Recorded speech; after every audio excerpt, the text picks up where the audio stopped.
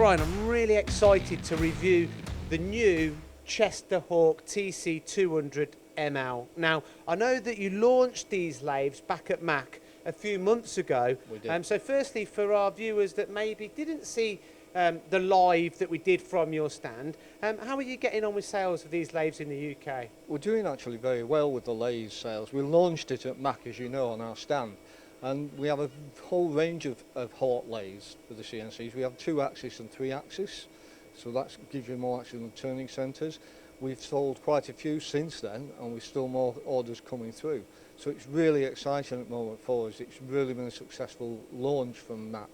So yeah, from our point of view, really, really good. Extremely successful, Yeah. if you're selling so many in such a short period of time. Yeah. So what do you think is the reasons behind such a successful start? I think it's because we've taken, like we did with the VMC, we've looked at how we build the machines. So where we've got that casting rigidity on the VMCs, we've kind of utilised that and thought, right, well, we need the same kind of thought process when we're looking at on the CNC lathes. So what you've got here is a rigid casting, 45-degree angle slant bed casting, all one solid piece.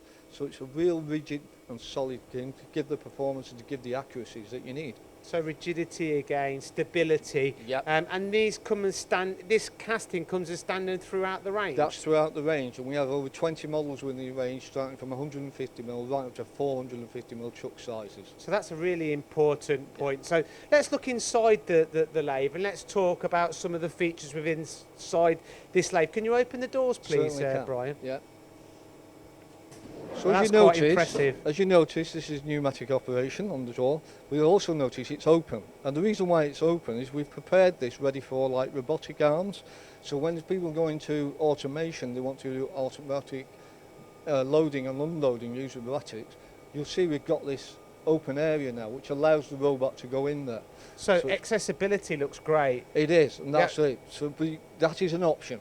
We put these on some of the ones coming in because we know that some companies are going to be interested in the automated side for the robotics. Well, automation is massive nowadays, absolutely massive. So these lathes can be delivered with automation in mind. Yeah. So talk me about some of the main features within this lathe. Well, this is the ML version, so that means it's got a longer on the bed length.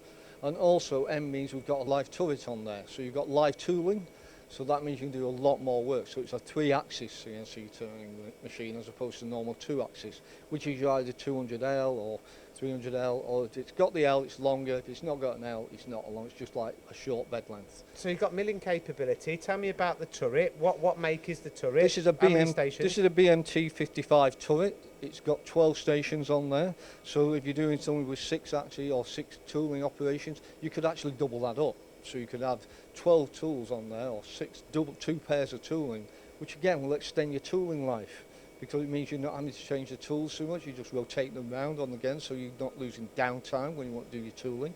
Really good point. So again, with the rigidity and the stability of this machine, I'm assuming that it would be fit to cut any materials. Yeah, from what I understand from our technical guys, that's what the whole point is, to make it suitable for a whole range of machining operations. It's got an 8-inch hydraulic chuck on there as well, so it's got a real good sized chuck as well on there. 8-inch chuck as standard. Yeah.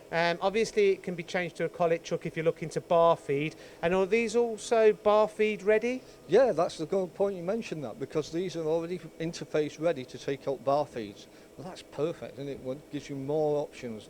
You're not having to pay that extra to get it interfaced and all that. It's there, ready, prepared. So you want to put a bar feeder on, we can do that. It's so already as standard? As standard.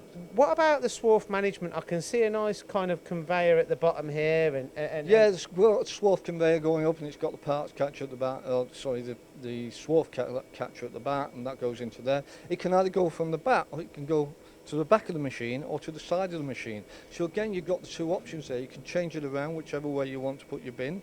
So if you haven't got room at the end to put your bin, we can actually put it at the back. That's quite novel, that is, Brian. Yeah. I like that. Because flexibility. Absolutely. Dependent on the kind of area that you've got available within your machine shop, you can kind of have it to suit your space. Yeah, it gives the customer options. And it's all about trying to make sure you can comply and give the customer what they want.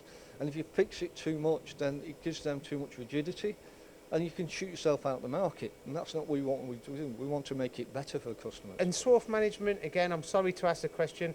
I'm assuming this also comes as standard. Yes. So Brian, before I move on to the FANUC control, can you tell me a little bit about the part catcher, and how is this rigid, and is it capable of taking a lot of weight if you took cutting them hard materials as well as the soft ones? It is, Gio. It's very rigid. And it's a hydraulic carts catcher, so it'll come in and then take it out and drop it into the bin. And it was substantial enough to take quite a considerable amount of weight, on small parts. Because generally it's small parts, isn't it? But sometimes it can be heavy materials. But it is substantial enough to take most of those small, heavier parts. And again, as standard. As standard. The machine's definitely not standard, but everything comes as standard. So now, Brian, let's move on to the control, the FANUC control, very popular control system, easy to use. Talk me through it, please, Brian. Easy to use again. We've gone with the FANUC on this one. Sometimes the Siemens, sometimes the FANUC. We've gone on the FANUC range because this is what we'll use lively with the live tooling. So we're kind of just giving people more choices. It's a Series O ITF Plus. It's what people have used on CNC lathes before. So we're kind of following what the market trend is to a certain degree and using FANUC on these particular machines. No, I mean, I like what I see, Brian, but for people that have watched this video and want to find out more, what would you advise? If you want to find out more, they should come down to our open days in September, which is September 21st and the 22nd. And there we should have a live demo on this machine, along with one or two other machines we've got there. And that's the best way for them to come actually see the opportunities this will give and the capacity it will give. And yeah, it'd be really good if we could see people on those days.